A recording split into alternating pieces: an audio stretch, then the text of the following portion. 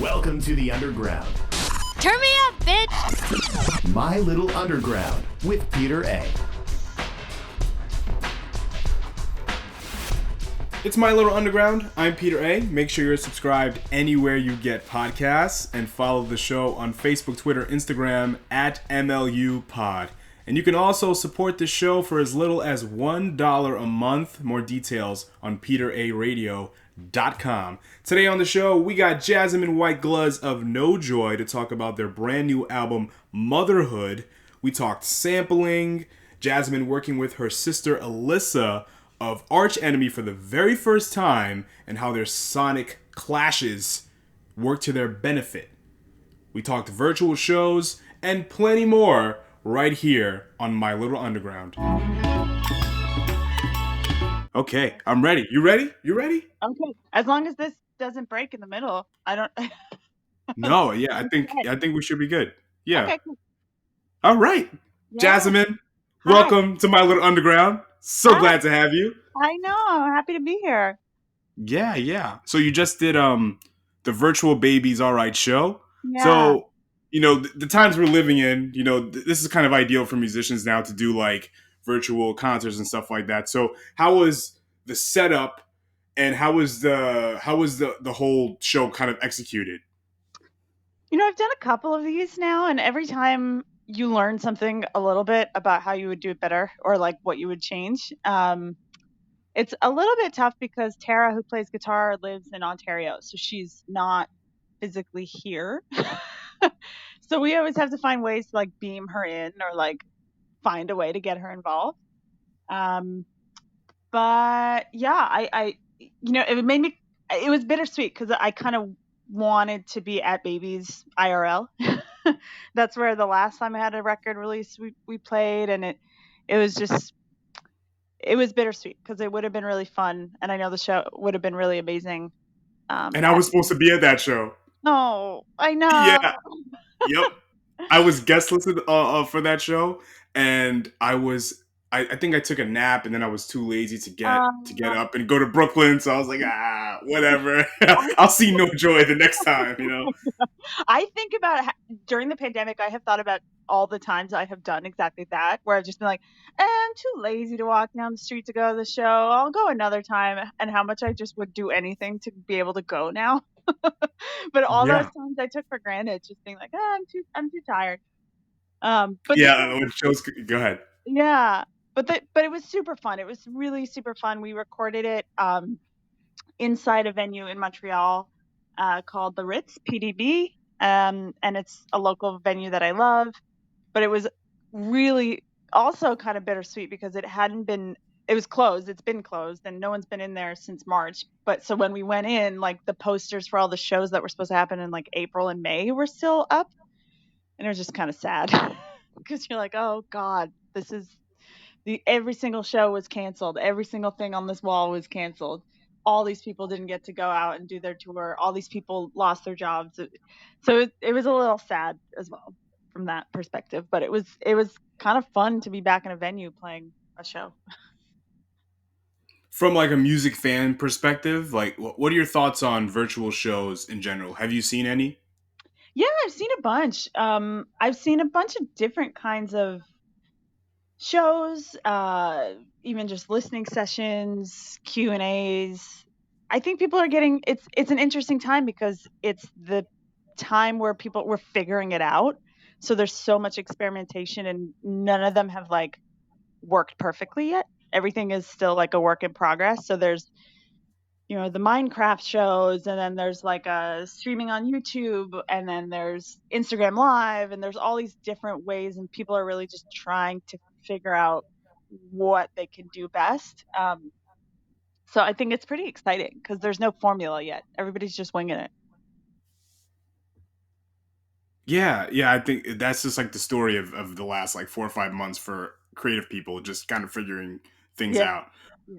So correct me if I'm wrong, No Joy as a band doesn't exist anymore, and it's kind of just your project now. Is that true? Yeah, in a way. I mean, the band that had been the band up until 2015 sort of dissolved after More Faithful, and then A few members like worked on some EPs with me. Garland Hastings, who played drums, he was on some of the EPs with me.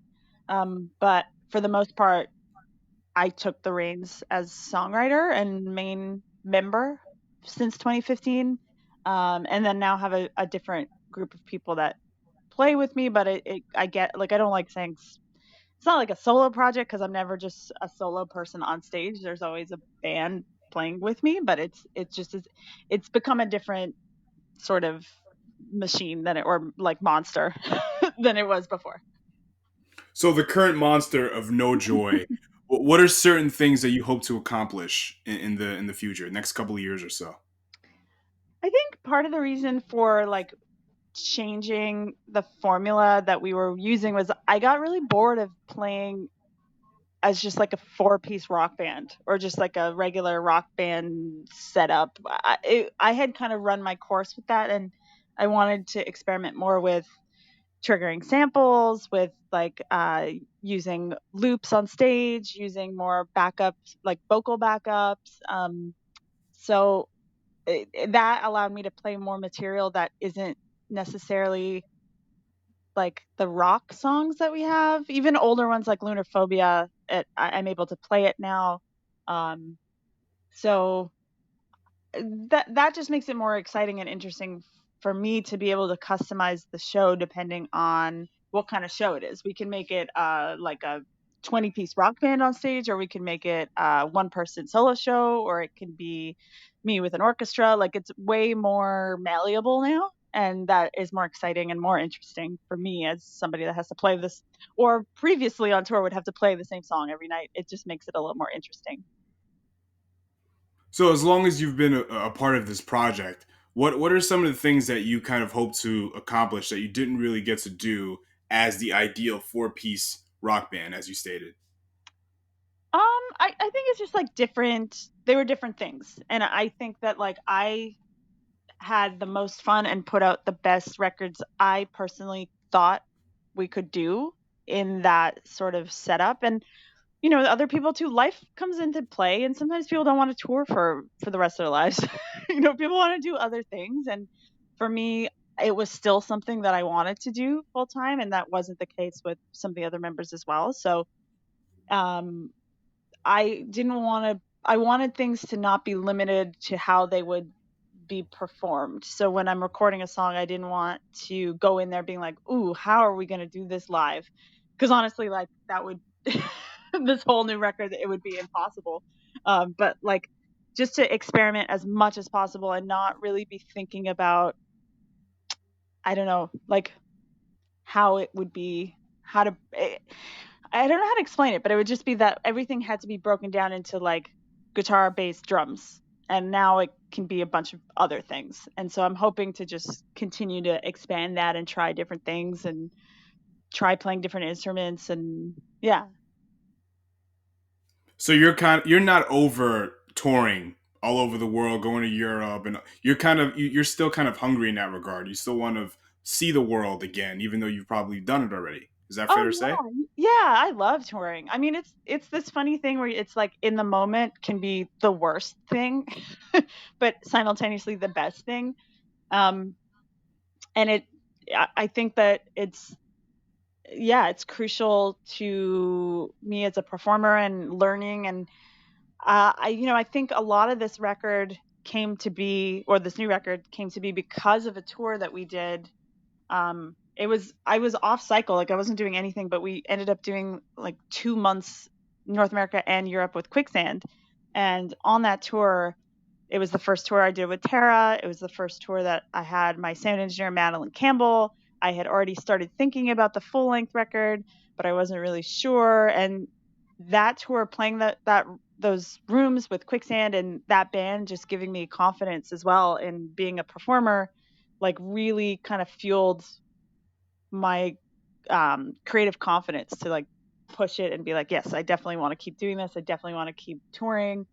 Um, so yeah, I mean, especially now when you can't do it, it's always that way. When it's like when you're not allowed to do something, you're like, hey, I love doing that. I want to do that now.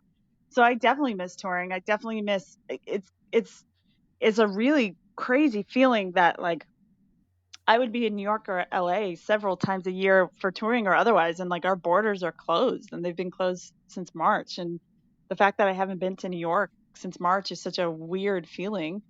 Um, so yeah, I still love touring, and I love mixing it up, and I love the challenges it presents, and the even the bad stuff. Sometimes when you look back in hindsight, you learned a good lesson. So I definitely want to keep doing it whenever possible. I was supposed to be on a few of those quicksand shows too, but Oh, again, I think I was doing. I was in college at the time, and I was kind of working hard on a project, and I was just so tired. I didn't want to go all the way out to Brooklyn that night. But yeah. I love what you do. I'm a big No Joy fan, so I kind of beat myself up about it. But I got to see you a few months down the line, so I'm happy about it. Yeah. Yeah. Yeah. So when did you start working on Motherhood? Um, Around, I would say like the end of 2016. Um, End of 2016 throughout 2017, just writing demos. Um, and then early 2018, George Albrecht and I got together in LA, and we just sort of like went through all my demos and sorted through and tried to like kind of piece things together with more clarity. And then we recorded in the studio September 2018. So, and that was like about a month. And then I took forever to do my vocals. I recorded vocals at home. So I just spent like 6 months doing that. So it was really over a long period of time. So, like looking back at these songs now, I sometimes people ask like, oh, did you use like a drum machine on this song? And I was like, I actually don't remember. I have to like go back and look at all the demos. Like it was over such a long period of time, and the songs took on like so many different forms to get where they are that I it was truly a long journey. I think that's the perfect definition of a No Joy song. So many different forms. It just went through so many different changes, and now here it is. And there's Yeah. still a lot going on. And there's no way you're gonna remember every nook and cranny, unless you spend a whole lot of time with a song. Is that right? Mhm. Yeah, I mean, even when I've spent like so much time with these songs, but I think in with these songs there was so much going on, and a lot was impulsive decisions, like let's just I want to play the vibraphone. I don't know how, but like I'm just going to try it. Okay. And then there's like lots of vibes on the record, but only when you listen carefully, and like I don't remember exactly what I was playing, but I know I did it. And so there's lots of that there. But for the most part I can kind of remember how and when I wrote them. But they definitely transformed like multiple times over. So talk to me about some of the eclectic instruments that you use for Motherhood. You had some banjos in there and even a makeshift recorder. Yeah. We had like a very oh my god. Can you hear me getting messages on my phone? I hope not. Yeah, I heard the buzzes, but it's cool. It's Oh fine. god. Okay, I'm turning it off. However, I had a BlackBerry up until like a year ago. I'm very not tech savvy. But with the gear in the studio, this is probably why we had a beautiful studio that we were renting out from the band Braids. They have a really beautiful studio here in Montreal. But we for some reason the studio is gorgeous, has beautiful equipment. We decided to use like actual garbage instead. So like Nice. we had like a there was a drawer full of like drum accessories, and there was like a recorder that like was kind of busted that we called a flute, even though we knew it wasn't a flute.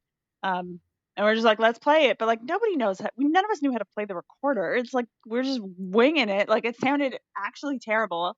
Um, and then we recorded. We had a lot of banjo. That I will say, Tara also plays in a country band called Nice Horse, and Nice so she source. Oh, I'm writing that down.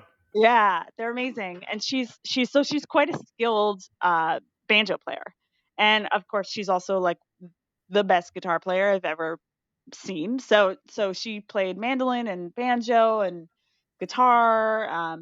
So we did have quite a lot of banjo, and we oh my gosh, what else did we have? We had like lots of scrap metal. There was an art studio next door, so we had scrap metal that we just like banged stuff on, like threw keys in a bowl. threw stuff at a wall. um, we squished bananas. We made coffee.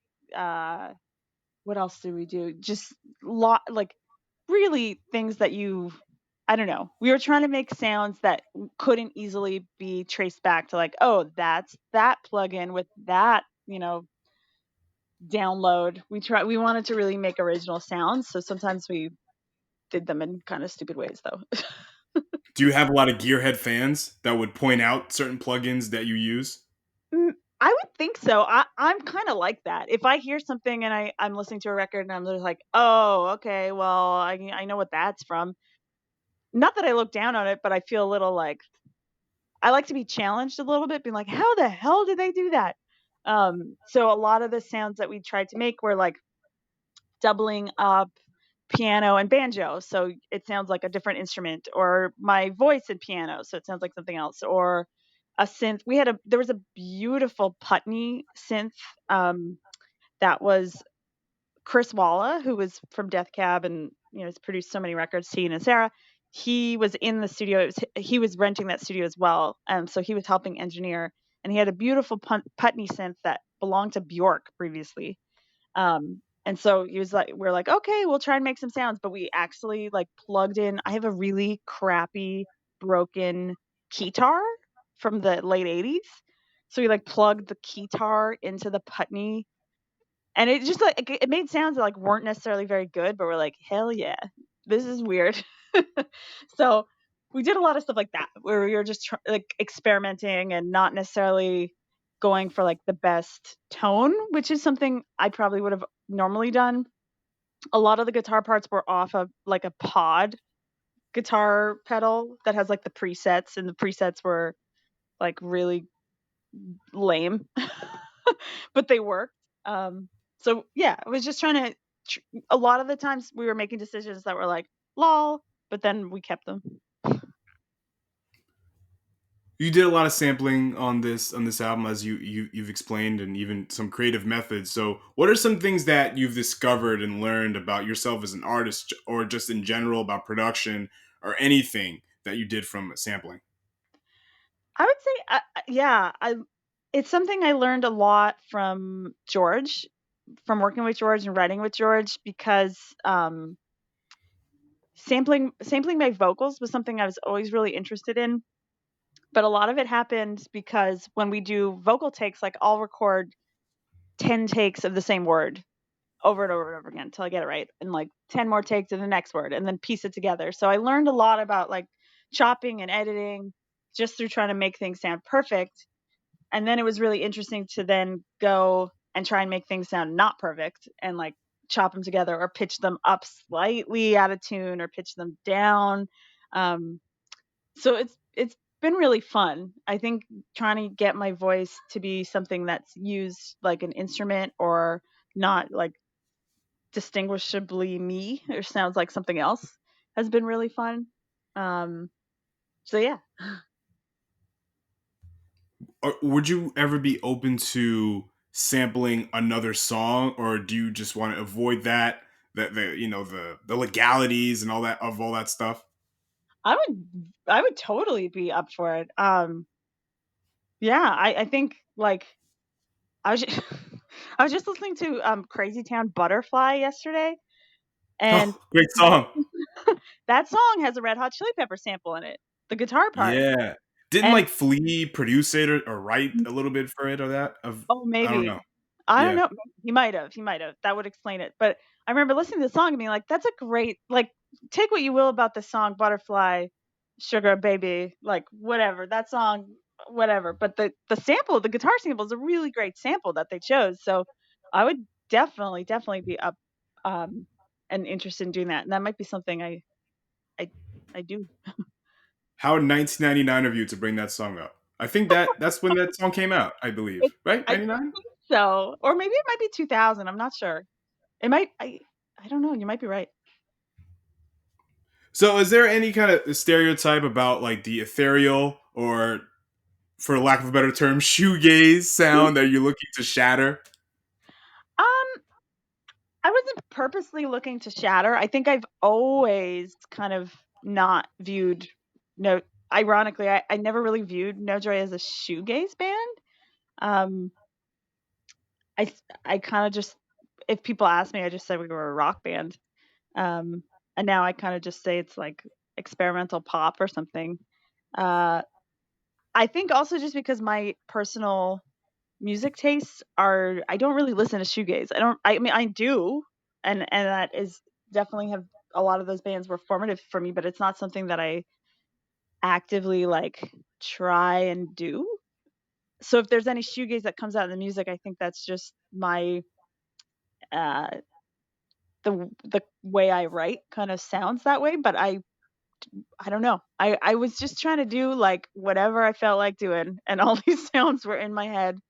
And some of them were shoegaze, and some of them were other stuff. Uh, but it to me, this record is just as varied as some of the other ones we did. But I think maybe I was a little bit bolder in my production choices this time. I mean, the last time I saw you perform, you had all the traits of shoegaze, hiding behind your hair, pedals everywhere. You know, you were living the shoegaze dream. You know what I'm saying? Yeah, I guess so.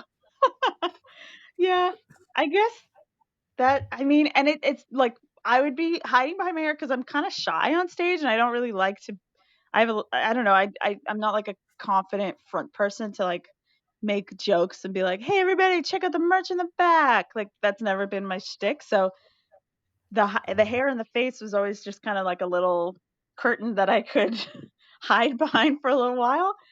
It just so happens that that is like a trait of shoegaze music, and on, yeah, of course. Like I think Ghost Blonde is sounds like a shoegaze record, but I feel like a lot of the records I made since in my head don't sound shoegaze, but that just might be because I know them inside and out, and I know like the inspiration behind a lot of them, and most of the inspirations are I can safely say like 100% of the inspiration is not shoegaze. But if I were running a record store and I got the new No Joy album, I would definitely put it in the shoegaze category. But that doesn't mean like that's all you are, because there's a lot of different things that are coming out of what of the music you're making, which is a good thing. Yeah, I think it's tough. I think like consuming music, you need to have a starting point. You need to have like a genre, or like if you like this, you'll like this, and so I understand that, and I understand that's how I discover music too. Sometimes is just going to sections, and alternative, quote unquote, can be pretty broad. You can get like Oh, Pearl Jam yeah. and like you can get John Mouse and Pearl Jam in the same thing. Like they're all alternative in a way. Um, so I get that there needs to be labels on stuff, but I think like I feel like there's some tropes that fall into shoegaze, and there's some things that you have to do to like be a shoegaze band. And I've just been trying to like, I don't know, those aren't things that You did a couple of them. You did a couple of them. I think those are inherent in me in a way. I think like reverb on voice, I just like it. But I also know that Enya uses a lot of reverb on her voice, and she's not shoegaze, but that was the inspo. Like Enya was far more inspo than my Blake Valentine. For this, Okay, yeah, fair enough. yeah. But let's talk about Ageless, because you said that you've been getting a lot of messages about this song specifically. But like, what were people telling you or asking you about this song? A lot of questions are like that. It's like pretty 80s sounding, pretty new wave. Is that like a direction I would go in? Um, there's like a kind of like a vocoder effect on my voice. I got some questions about that because it's sort of a style of vocals I haven't done before. Um, and yeah, I think it's the shortest song on the record, so it kind of comes off the most whiplashy because there's so many things going on. Where it like starts and then it's over and then there's a piano and you're like, what just happened? Um, so I've been getting a lot of questions, just kind of asking like, how the hell where is this, where did this come from? And my answer is always just like, I really don't know. Like it came out of my head and it made sense to me. I don't know if it makes sense to anybody else, but it makes perfect sense to me. I think this is the No Joy house record. Like, I see a lot of like DJ club mixes of Yeah. this song in the near future. It's Yeah. like you wanted to dance. You just wanted to dance. That's all. Nothing wrong with that. I really liked this sort of era of like, like there. I feel like rave culture and shoegaze culture are actually so close together, and we don't always notice that. But like even something like Manchester and the Happy Mondays and um like some stuff like that, like a band like Boards of Canada, which is not rave but is like trip hop, but like it's kind of shoegaze. Like it's kind of, if shoegaze to me is an exploration of like sonics and loud and quiet and sounds, like there's a lot more overlap than I think we or I and people have noticed. And so I was reading a lot of this old magazine called The Face that I had a subscription to when I was in high school.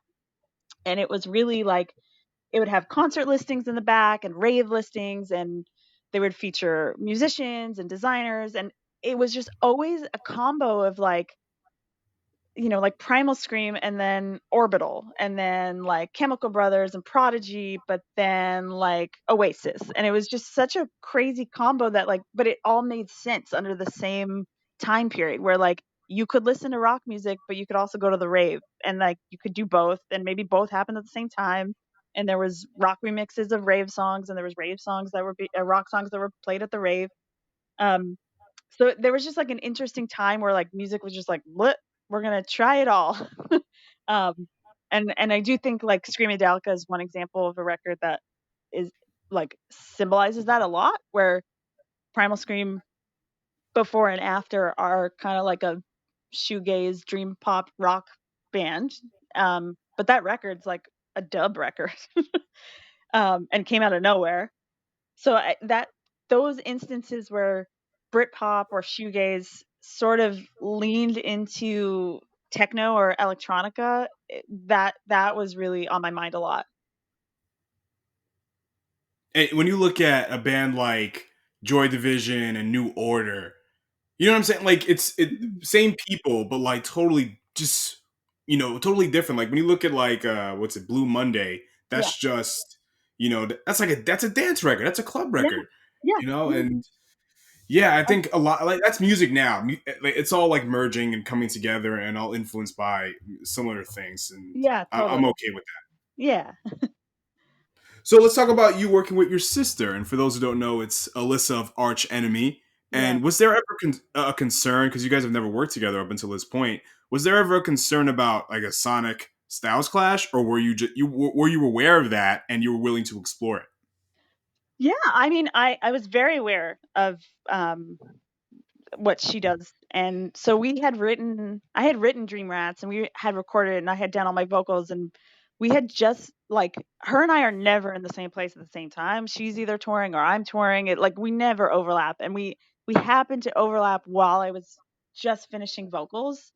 Um and I was like, I think you should be on the song. Like it's the most heavy song I have, which is not heavy by her standards by any means. Like her music is way heavier. But I thought that like given the subject matter of the record, and I always am a sucker for contrast. So if something seems like it shouldn't go together, like I like to see it go together. And I thought that having sort of like dream poppy vocals with her screams and like really pretty uh guitar with like the heavy guitar. I thought just the contrast was really intriguing for me. And she was down, so she like wrote her parts, and she's such a pro that it was like a one take thing for her. And obviously for me, like I said, it took me like 6 months to record all my vocals because I just took so long and couldn't get it. But she got it, like she got her parts done right away, and she comes up with such interesting uh, ideas, especially because it's so outside of her regular comfort zone, this kind of music. So she had such unique ideas that, yeah, I was thrilled to work with her on it. When you two were growing up, what music were you listening to? Did you guys have similar taste in music, or were you just on totally different, wavelengths like your music is? Uh, it's funny. I think like, our music now is very different, but at the same time, we're both in very niche. music scenes. It's not like she's, like a classical piano player and I'm like, I don't know, like a polka player or something. Like we're different, but like still similar enough because there often is some overlap. Um, Especially, like she'll play a music festival and then I'll see like Deaf Heaven who are also playing the same festival as her and I know them. And so there's a lot of overlap that happens. But in our house, like our house is very musical. My mom has exceptional music taste. So we were, we grew up listening to Bowie and Tom Petty. And I think once we got a little older, I'm the older sister. So I had a lot of Screamo records that I think I passed on to her, which may have been like a good gateway for her into metal. Um, but I think respectively, both of us found our music taste by going to shows and by meeting people, and just like being part of a music community. I think that's how we both like found our footing. Now, this means you have to work together again in the future, and you have to tour together. It just makes Oh, I sense. know. Well, I You like can't go back now. for years it was like we should play a show where you play all my songs and I play all your songs. And she's obviously like cool, but then I'm like I can't play their songs. Like Arch Enemy are like incredible musicians. Like I cannot play as well as Michael. I can't even. I'm not even gonna pretend. Um, so that idea we always joke about it, but like I would have to take some guitar lessons if I wanted to even try. Or you guys pick your like a band that you both like, and you just cover the Oh yeah, songs, and that will be both of the sets. that's pretty good idea actually. Go ahead, run with it. Yeah, that's okay. I'll credit you if we do it because that is a good Yay! idea. Perfect. So let's talk about probably. I think you've said this is probably one of your favorite songs on the album, but that may have changed since the album came out. Four, Yeah. and the video for Four follows the visual artist Ashley Diabo, who is a native Mohawk. So how did you get connected with her? Yeah, Ashley's an amazing artist here in Montreal. Works all over Canada actually, but she has done my makeup a few times on different shoots, like photo promos. She actually did my makeup for the Caliphone music video, in which I'm actually wearing her clothes too, because we had pulled clothes to wear in that video, but she had this amazing Rage Against the Machine shirt, and I was like, I'm just gonna wear your shirt because you're so cool. I'm gonna wear your clothes instead of the stuff we have here. Um, and like for that song, I had planned a different video that didn't seem to work out and I wasn't really sure what we were going to do. And my friend and also the art director who was helping me throughout the entire Motherhood project, Jody Hertz, she said, you know what, why don't we just go to Ashley's house? And I was like, you know what, Ashley's so cool and she's just one of those people that you think like is such a incredible artist and person and you just like want to listen to them talk and you're just like I don't know how you're so original. And her makeup is like she comes up with that all herself.